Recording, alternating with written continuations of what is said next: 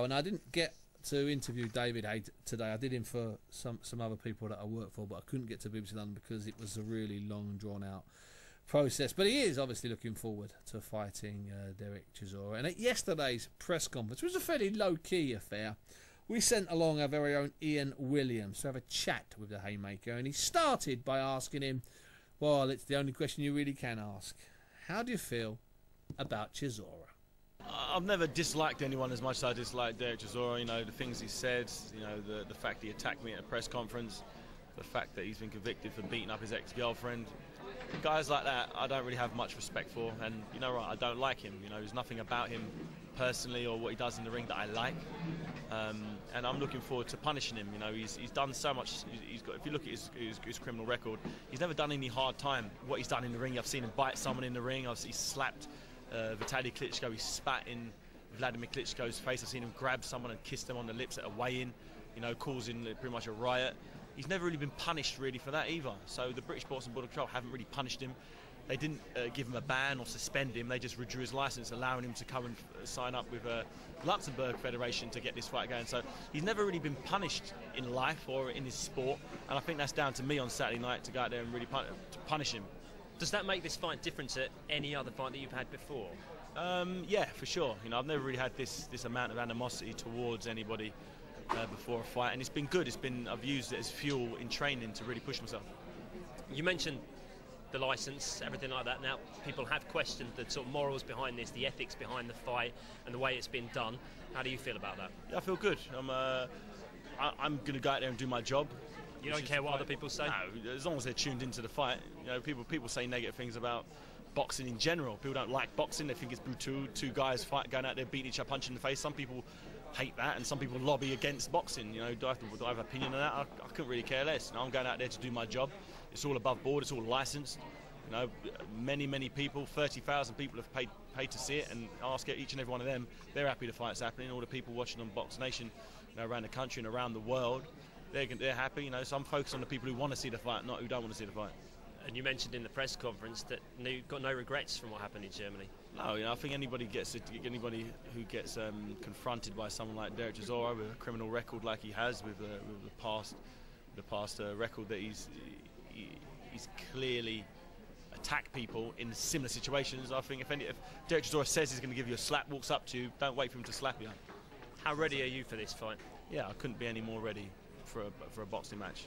The short length of time, I mean, you retired obviously before this. That's not a problem for you then, the shorter amount of prep time that you might normally have. No. Training's gone great. You know, I wouldn't change anything, to be honest. And I think I started training just at the optimal time, and I believe I'll peak on Saturday night.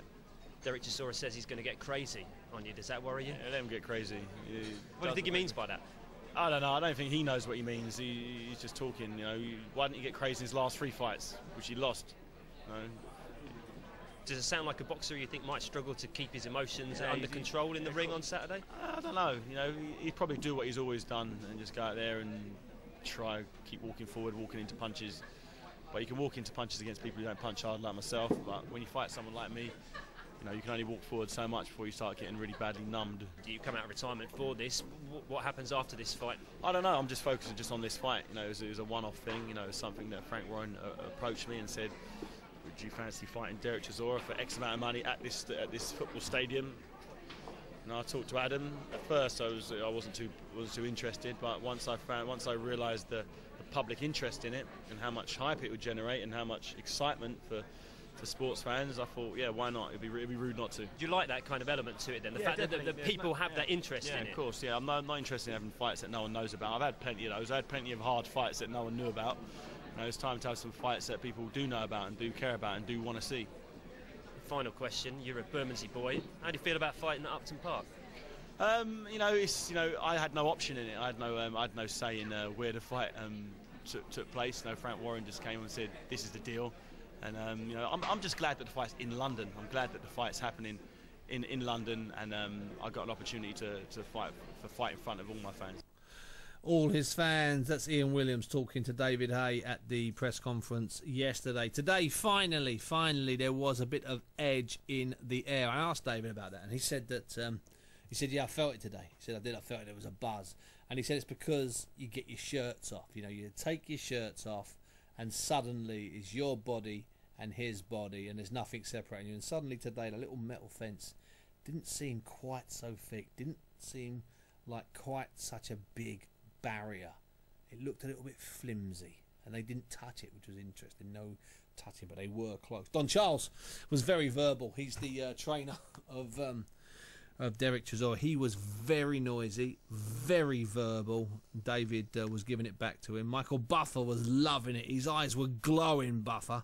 The old Buff was absolutely loving every single second of it as these guys were getting upset, and not upset, they were getting in each other's faces. It was an absolute delight. That fight is on Saturday. It's on Box Nation, and it's at Upton Park. It's in cinemas. I'd love to go and watch that in a cinema. If I lived in Bradford still, I'd be out at a cinema in Bradford. What a night, because it'll all be over by 11. You've got to be out of Upton Park by 11. Now, I did manage to speak to Dereck Del Boy Chisora. Now, he was a little bit distracted, to say the least, which is understandable, because I just walked over on the stage. He says, Del, let me grab you quickly. And there was people around. He said, no, Steve, he's got interviews elsewhere. I said, Del, I only want a minute or so, which is just as well, because I managed to get 1 minute and 7 seconds. And he's all over the place. So you have to imagine, this is on a stage. The weigh-ins happened. There's adrenaline pumping. And the fans that have stayed from the 600 or so, these are the hardcore. They want something signed. They want a picture. They want to just be able to raise their fist and say, knock him out, Del.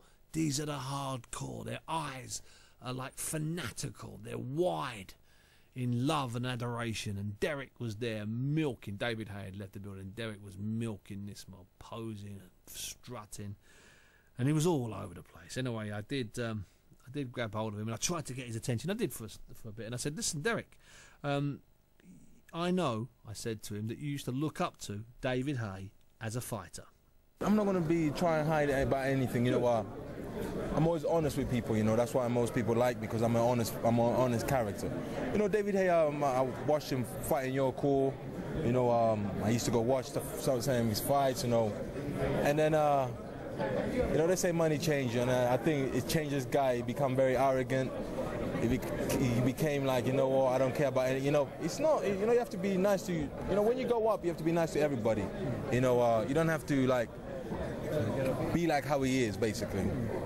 It's been disappointment in that way, hasn't he, in your eyes, in the sense that, you know, he was a role model, and to a lot of fighters, because he did it on his own. He went up against the odds, he won titles. Oh yeah, you know, we were rooting for him, like, you know what, another guy doing himself and stuff.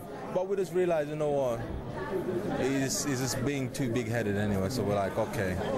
Now, today it seemed to me you got more in his face. You and yourself and Don Charles got a little bit in his face. Did you see anything in his eyes? Could you tell anything from his body language, Dereck? Or don't you read? He's all hype. He's all hype. Right now, we know what. We're going to look for this guy. He's going to know what hit him anyway.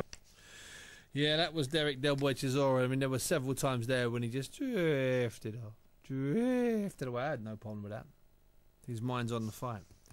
He's got 48 hours from now. In fact, 48 hours exactly. I think the first bell will be, in fact, 49 hours. I think the first bell will be about 9:57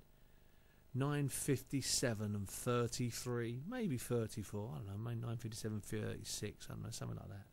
That's my gut feeling. In 49 hours' time. Are you in? Will you be watching? Will you be watching it in a pub? Pubs have just done a deal to screen it up and down the country. I think it'd be a great fight, and I hope Amir Khan does the business out in Las Vegas. I hope these rumours of Ricky Hatton coming back to fight Paulie Malignaggi are not true. Certainly the two are free fight deal.